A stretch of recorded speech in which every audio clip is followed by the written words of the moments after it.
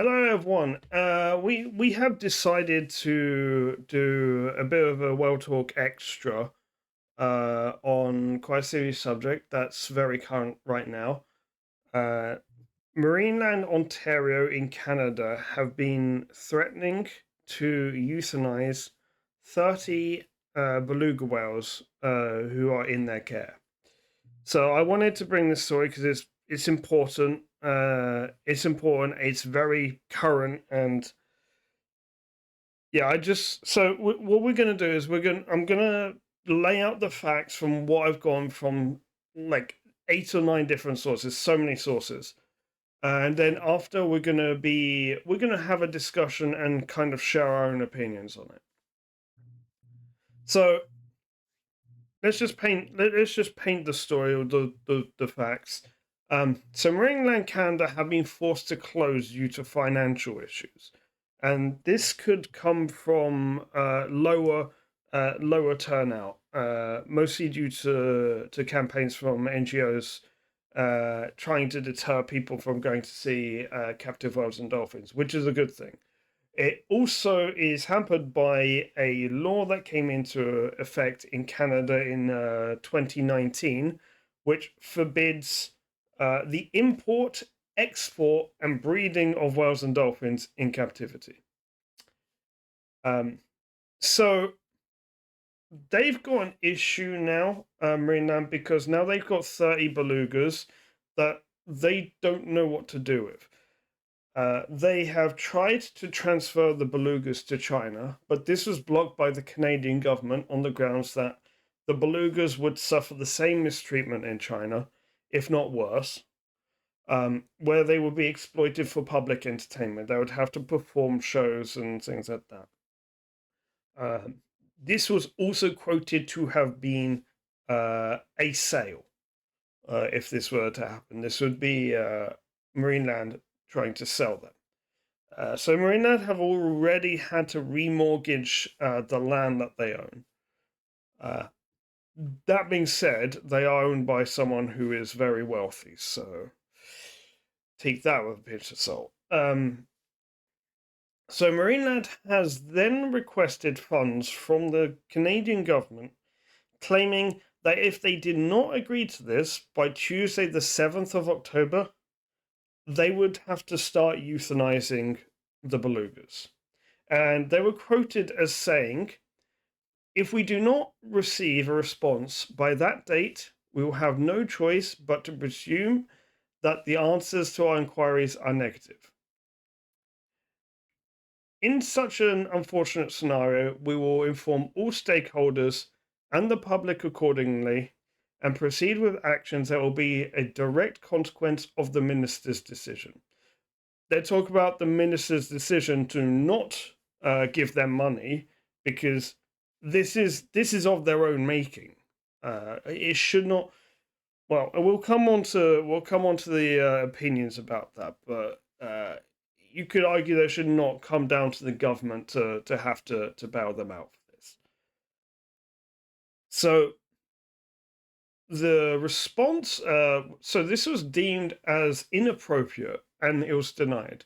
A fisheries minister had this following thing to say: the fact that Marineland has not planned for a viable alternative, despite raising these whales in captivity for many years, does not place the onus on the Canadian government to cover your expenses.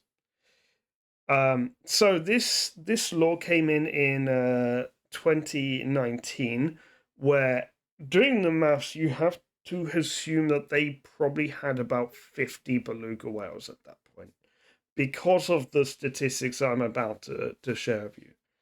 Because since 2019, 19 belugas, 1 dolphin, and 1 orca have died at the park.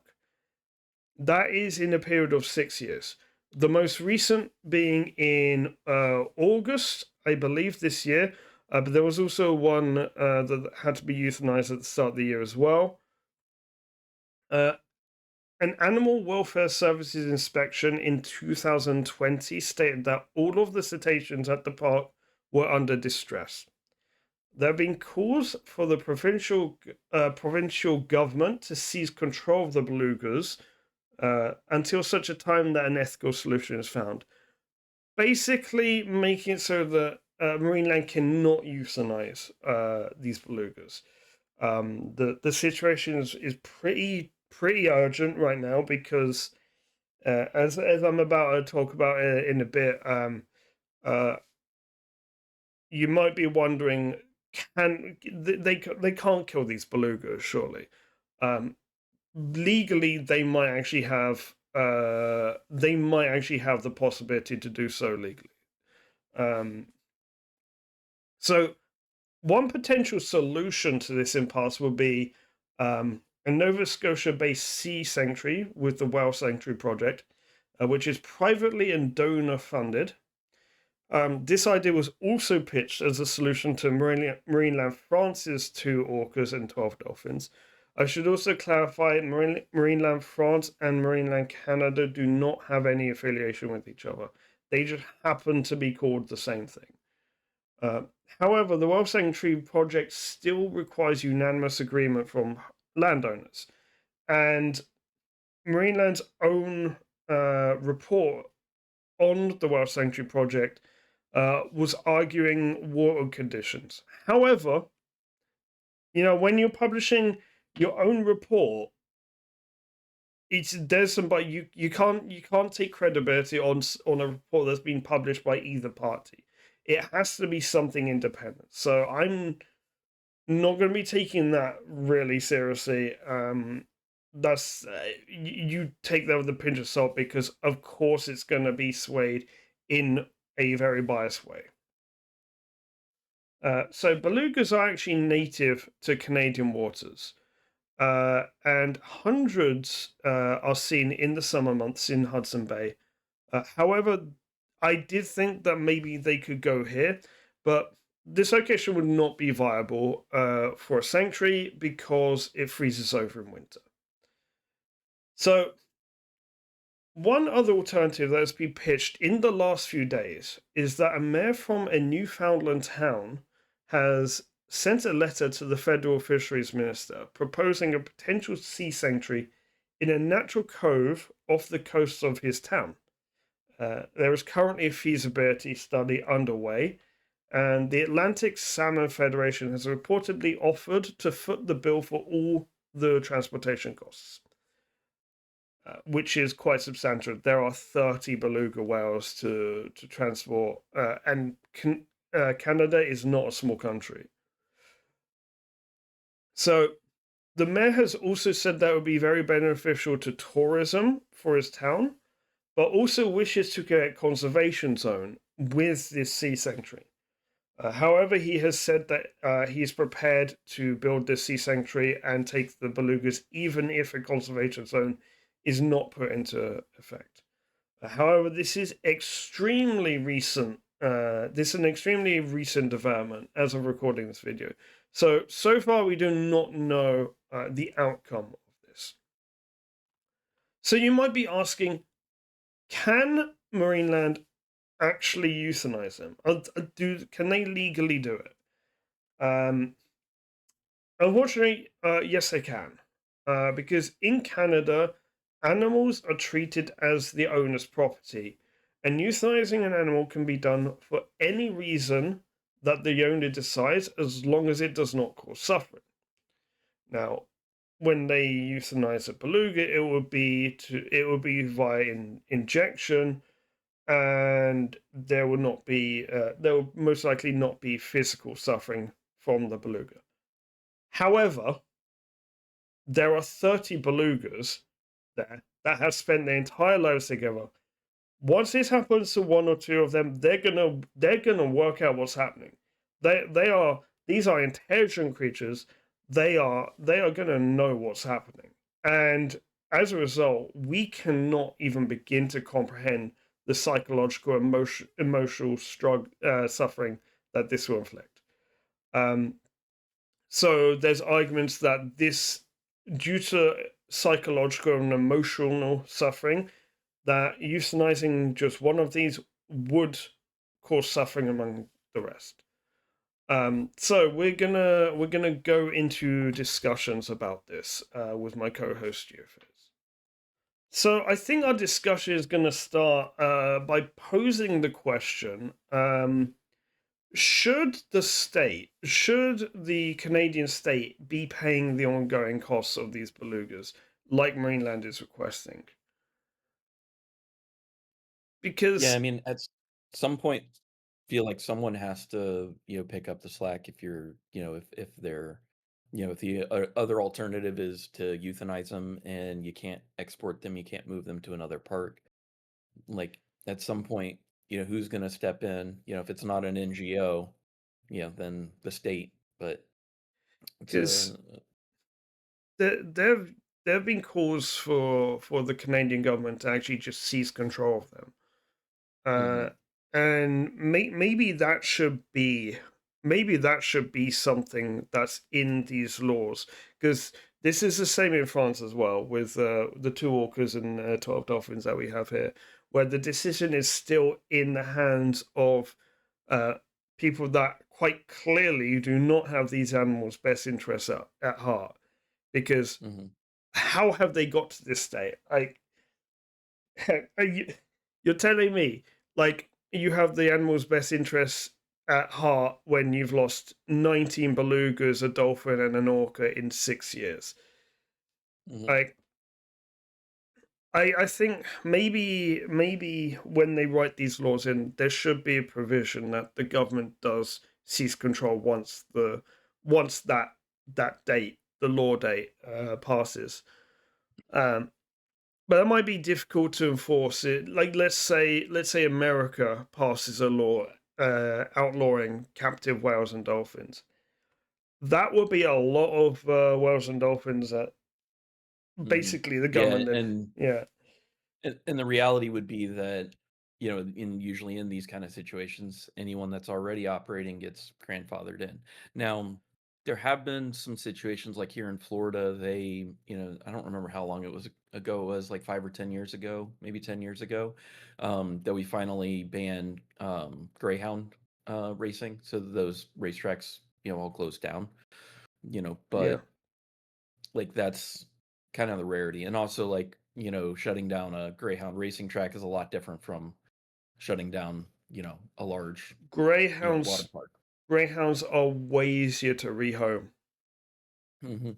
than well, basically wild animals that should be in the wild. Like Yep. a dog's domesticated Mhm. and also doesn't need like a massive bunch of water to house.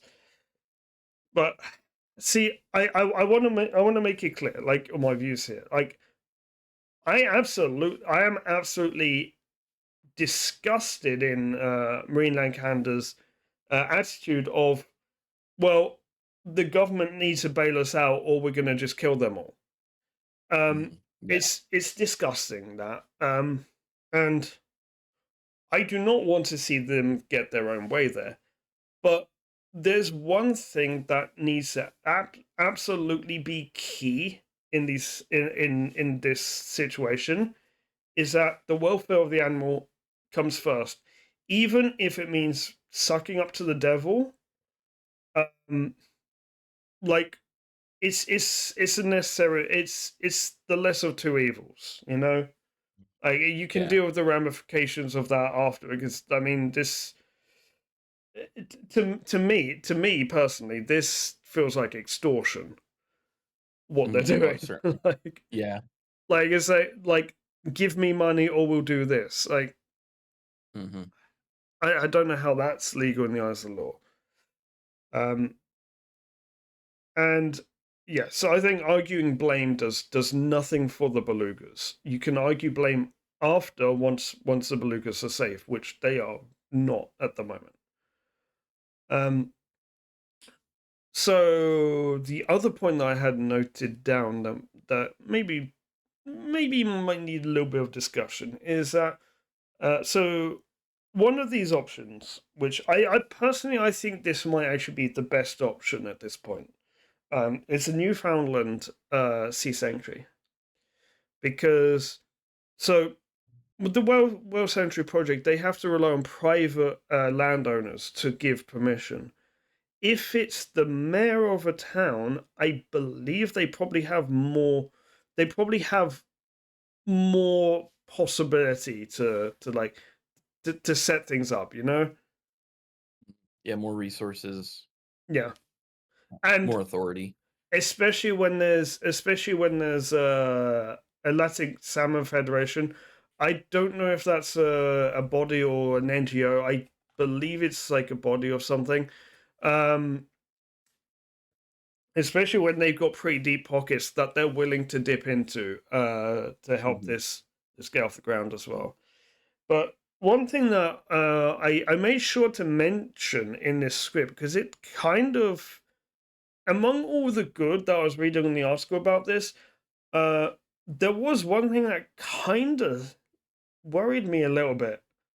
Is that the mayor was quoted as saying that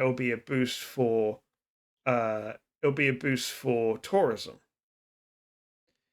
and it kind of brings up a bit of a discussion point of uh, how careful should we be about tourism around sea sanctuaries?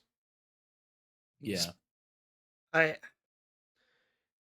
because here's the thing: tourism can be a good thing because it funds like it helps fundraise, but at the same mhm, time, you've got to be very careful because this is a very fine line when you start thinking about tourism with mhm. this because you're one step away from actually having a marine park there. Yeah, yeah, and that becomes the slippery slope, right? Like, yeah. And this tourism, where is this tourism going to happen? Like, it's great for your town, but are people going to be watching with binoculars from the shore? If so, that's okay, but this can also be stressing for the whales and dolphins. There was an incident back in the 90s regarding the southern resident killer whales in Dyes Inlet, where they went into this bay and it was blocked off by two bridges, and people piled onto the bridges to see the orcas because like everyone wanted to see them. But because there were so many people on the bridges, so many boats, the orcas were too intimidated to come out of there, and there was no food for them. Um, this eventually potentially resulted in the indirect deaths of several of them, and one very soon after that. So I think like tourism, it needs to be. There's a particular way that it needs to be done, and I don't know what that way would I don't know what that way would be.